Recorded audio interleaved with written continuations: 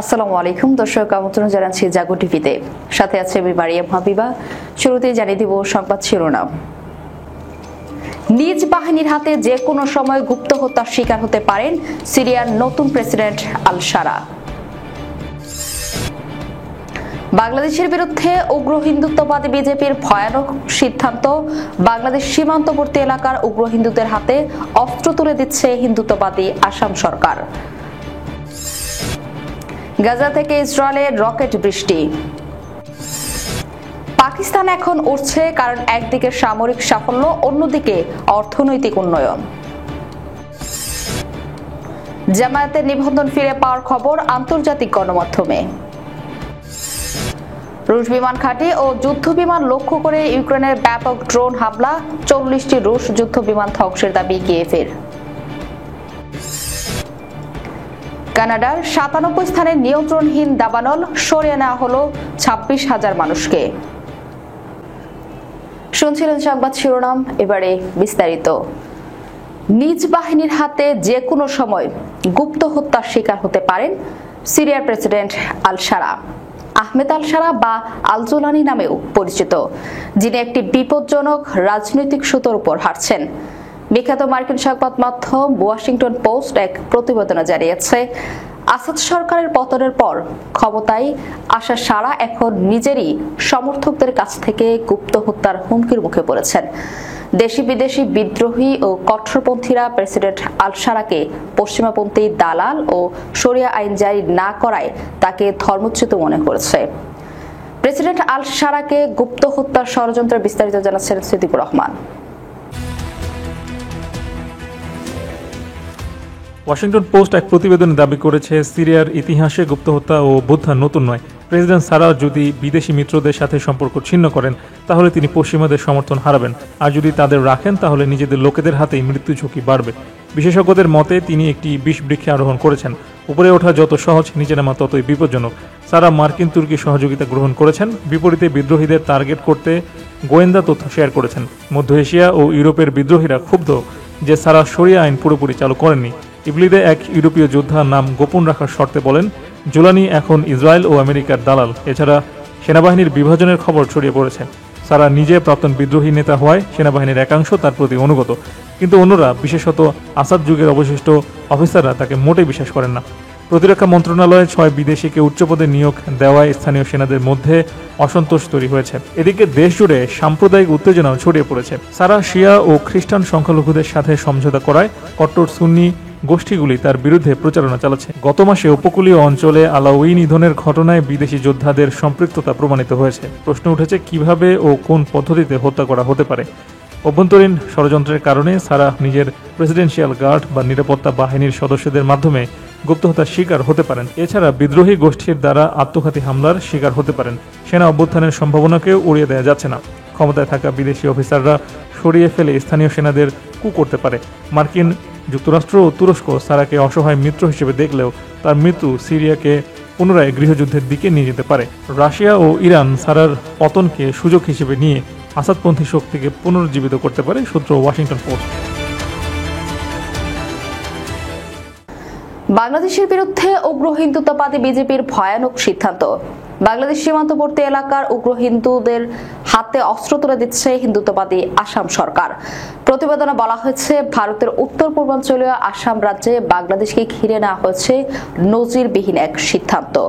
রাজ্যের বাংলাদেশ সীমান্তবর্তী এলাকাগুলোতে আদিবাসী, মৌলনিবাসী ও উপজাতি অমুসলিমদের হাতে অস্ত্র তুলে দেওয়ার ঘোষণা দিয়েছে উগ্র হিন্দুত্ববাদী বিজেপি শাসিত আসাম সরকার।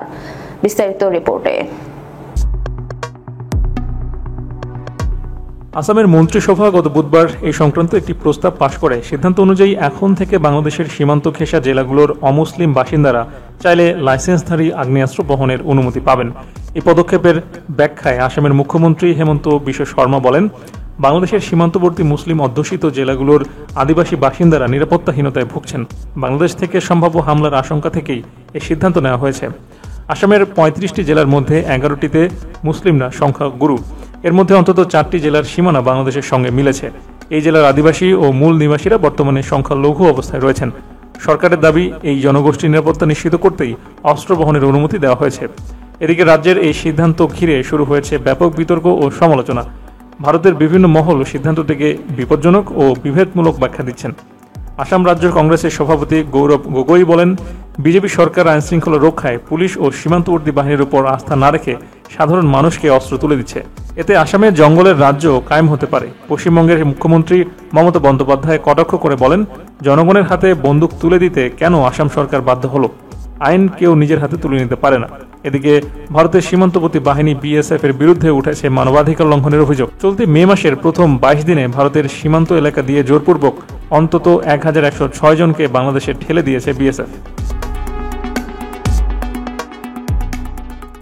ফিলিস্তিনের গাজা উপত্যকা থেকে ইসরায়েলের ভূখণ্ড লক্ষ্য করে বেশ কিছু রকেট ছোড়া হয়েছে, এমন দাবি করেছে দখলদার ইসরায়েল। শনিবার রাতে কাতার ভিত্তিক সংবাদ মাধ্যম আল জাজিরা এই তথ্য জানিয়েছে। ইসরায়েলি সেনাবাহিনী নিয়মিত সামরিক আপডেটে জানিয়েছে, কিছুক্ষণ আগে গাজা উপত্যকা থেকে দক্ষিণ ইসরায়েলে বেশ কয়েকটি রকেট ছোড়া হয়েছে। এসব রকেট খোলা জায়গায় পড়েছে। তাছাড়া গাজা থেকে রকেট ছোড়ার কারণে সীমান্তবর্তী এলাকায় ইসরায়েল প্রতিকূল বিমান সতর্কতা জারি করেছিল বলেও জানিয়েছে আল জাজিরা। দখলদারদের সেনাবাহিনীর মতে নিরিম ও আইন হাসলোসার ইসরায়েলি বসতিগুলোর কাছে রকেটগুলো আঘাত হানে। এই হামলায় কোনো হতাহতের খবর পাওয়া যায়নি। ইসরায়েলের সেনাবাহিনীর বরাতে আল জাজিরা জানায়, গাজা থেকে রকেট ছোড়ার কারণে সীমান্তবর্তী এলাকায় প্রতিকূল বিমান সতর্কতা সক্রিয় করেছিল ইসরায়েল। পাকিস্তান এখন উঠছে, কারণ একদিকে সামরিক সাফল্য, অন্যদিকে অর্থনৈতিক উন্নয়ন। পাকিস্তানের প্রধানমন্ত্রী শেহবাজ শরীফ আবারও হুঁশিয়ারি উচ্চারণ করেছেন যে পাকিস্তান কখনো ভারতের উদ্ধত সহ্য করবে না। তিনি বলেন, পাকিস্তান সামরিক ও অর্থনৈতিক উভয় দিক থেকে শক্তিশালী হচ্ছে। আমরা আমাদের শত্রুদের পরাজিত করেছি, যা আমাদের ইতিহাসের গৌরবময় মুহূর্ত। বিস্তারিত সিদ্দিকুর রহমানের রিপোর্টে।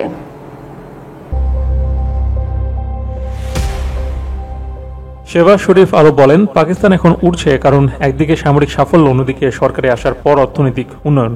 এই দুই মিলে দেশের আত্মবিশ্বাস এখন তুঙ্গে। তিনি কোয়েটার কমান্ড অ্যান্ড স্টাফ কলেজে সেনাবাহিনীর একটি অনুষ্ঠানে বক্তব্য দেওয়ার সময় এসব কথা বলেন।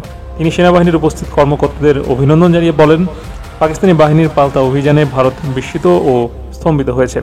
অপারেশন বানিয়ানুম মারসুস শত্রুর প্রতিরক্ষা ভেঙে দিয়েছে এবং তাদের সামরিক শ্রেষ্ঠত্বের মিথ ধ্বংস করেছে।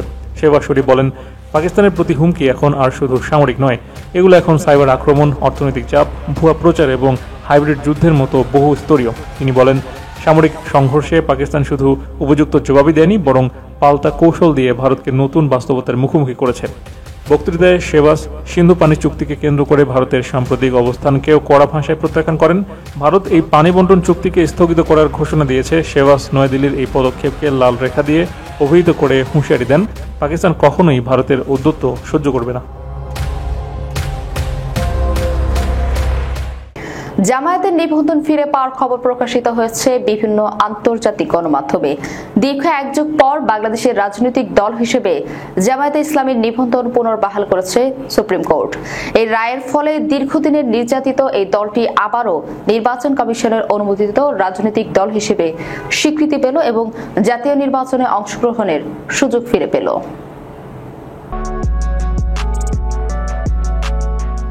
রবিবার দেশের সর্বোচ্চ আদালত জামায়াতের নিবন্ধন বাতিলের 2013 সালের হাইকোর্টের রায় বাতিল করে নির্বাচন কমিশনকে আইনি প্রক্রিয়া অনুযায়ী পরবর্তী পদক্ষেপ গ্রহণের নির্দেশ দেন। বিষয়টি দেশি বিদেশি নানা সংবাদ মাধ্যমে গুরুত্বের সঙ্গে প্রচারিত হয়েছে। তুরস্কের প্রভাবশালী সংবাদ মাধ্যম আনাদুল এজেন্সি সংবাদ শিরোনাম করেছে, বাংলাদেশের জামায়াতে ইসলামী নিবন্ধন পুনর্বহাল করল সর্বোচ্চ আদালত। সংবাদ মাধ্যমটি লিখেছে, এই রায় দীর্ঘ আইনি লড়াইয়ের সমাপ্তি ঘটেছে এবং আগামী মাসগুলিতে নির্ধারিত দেশের ত্রয়োদশ সংসদ নির্বাচনে জামায়াত ইসলামীকে অংশগ্রহণের সুযোগ করে দিয়েছে। পাকিস্তানের প্রভাবশালী সংবাদ মাধ্যম ডন তাদের সংবাদের শিরোনাম করেছে, জামায়াতে ইসলামীকে পুনর্বহাল করল বাংলাদেশের সর্বোচ্চ আদালত। খবরে বলা হয়েছে, বাংলাদেশের জামায়াতে ইসলামীর নিবন্ধন 2013 সালে হাইকোর্টের আদেশে বাতিল করা হয়। তবে সম্প্রতি শেখ হাসিনার সরকার ক্ষমতাচ্যুত হওয়ার পর দলটি এই আদেশের পুনর্বিবেচনার আবেদন করে এবং অবশেষে সুপ্রিম কোর্ট তাদের পক্ষে রায় দেয়। জামায়াতে ইসলামীর সাবেক আমির মতিউর রহমানের নিজামীর ছবি সংযুক্ত করে সামার টিভি শিরোনাম করেছে, জামায়াতে ইসলামীর নিবন্ধন পুনঃস্থাপনের নির্দেশ দিয়েছে বাংলাদেশ সুপ্রিম কোর্ট। মধ্যপ্রাচ্য ভিত্তিক সংবাদ মাধ্যম আরব নিউজের সংবাদ শিরোনাম করেছে, বাংলাদেশের সর্বোচ্চ আদালত বৃহত্তম ইসলামী দলকে ফিরিয়ে এনেছে। প্রতিবেদনে বলা হয়েছে, সাবেক প্রধানমন্ত্রী শেখ হাসিনা তার আমলে জামায়াতে ইসলামীকে নিষিদ্ধ করেছিল এবং এর নেতাদের উপর কঠোর ব্যবস্থা গ্রহণ করেছিল। তবে 24 এর গণঅভ্যুত্থানে আওয়ামী লীগের পতনের পর জামায়াতে ফেরার পথ সুগম হয়। ভারতীয় সংবাদ মাধ্যম এনডিটিভি লিখেছে, নিষিদ্ধ জামায়াতে ইসলামী দল নিবন্ধন পুনর্বহাল করল বাংলাদেশ সুপ্রিম কোর্ট। টনের প্রতিবেদনে উল্লেখ করা হয়েছে, বাংলাদেশের বর্তমান অন্তর্বর্তীকালীন সরকার সম্প্রতি আওয়ামী লীগকেও সাময়িক নিষিদ্ধ করেছে এবং শেখ হাসিনার বিরুদ্ধে মানবতা বিরোধী অপরাধের বিচার শুরুর ঘোষণা দিয়েছে।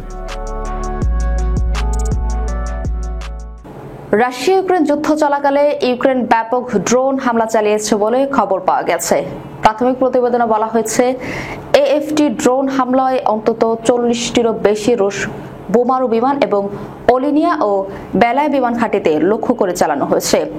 রয়টার্সের এক প্রতিবেদনে বলা হয়েছে, এই হামলায় রাশিয়ার কৌশলগত বোমারু বিমান TU-95 এবং TU-22 ক্ষতিগ্রস্ত হয়েছে, যেগুলো ইউক্রেনের উপর দূরপাল্লার ক্ষেপণাস্ত্র হিসেবে নিক্ষেপে ব্যবহৃত হয়। বিস্তারিত সিদ্দিকুর রহমানের রিপোর্টে।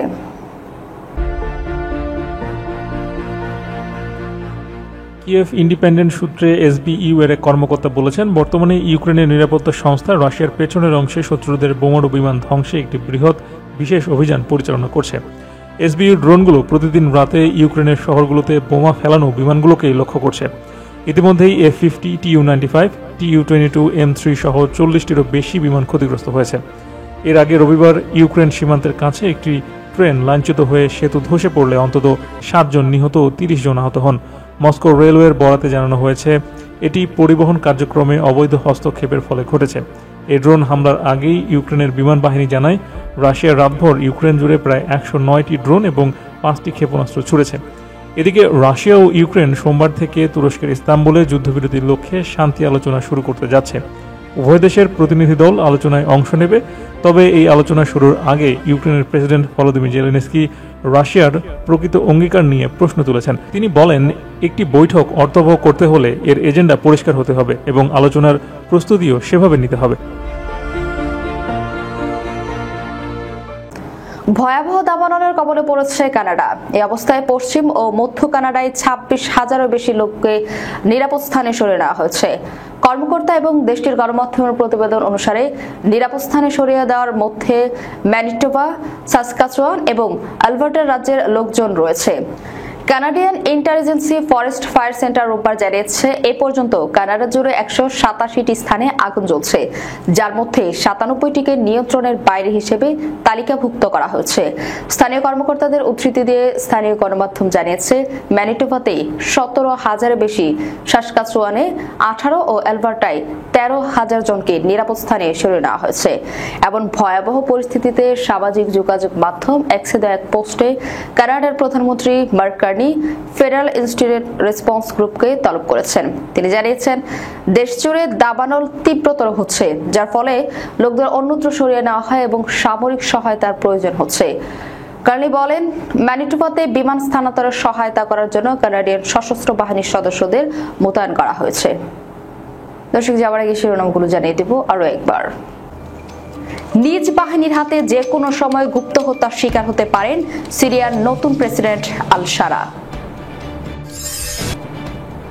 বাংলাদেশের বিরুদ্ধে উগ্র হিন্দুত্ববাদী বিজেপির ভয়ানক সিদ্ধান্ত, বাংলাদেশ সীমান্তবর্তী এলাকার উগ্র হিন্দুদের হাতে অস্ত্র তুলে দিচ্ছে হিন্দুত্ববাদী আসাম সরকার।